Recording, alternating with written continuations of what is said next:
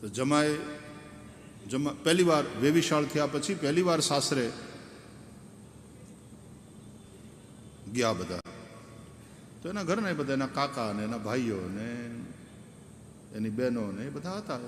8-10 જણા પહેલી વાર ગયેલા. બધાને જમવા બેસાડ્યા.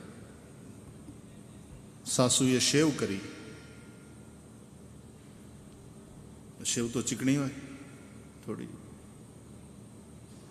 એનું આધુનિક રૂપ નૂડલ્સ.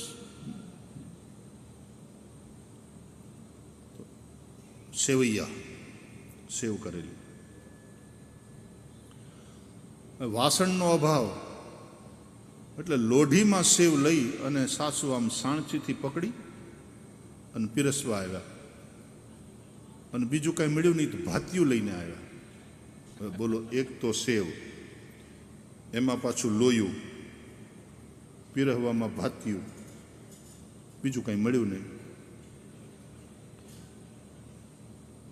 એટલે થનારા જમાઈ તો લાઈનમાં પહેલાં જ બેઠા હતા. સાસુ પીરસવા આવ્યા ને,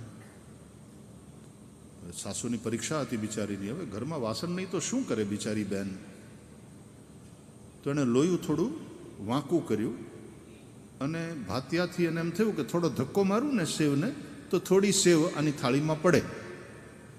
હવે સેવ ચીકણી, લોયું થઈ ગયું જરાક વધારે નમી ગયું, વાંકું થઈ ગયું અને ભાતિયાનો ધક્કો જરા વધારે વાગ્યો તો 10 જણાની જે સેવ બનાવી હતી બધી જમાઈની થાળીમાં, બધું એમાં પડ્યું.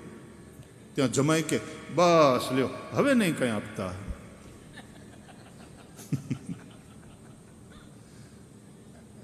તે સાસુ ફેન્ટ થઈ ગયા, બેભાન થઈ ગયા કે મુવા તને બસ, પણ મારે આ બાકીના હવે હું ખવડાવું. ઘણા ખાવામાં એવા જમાવટવાળા હોય.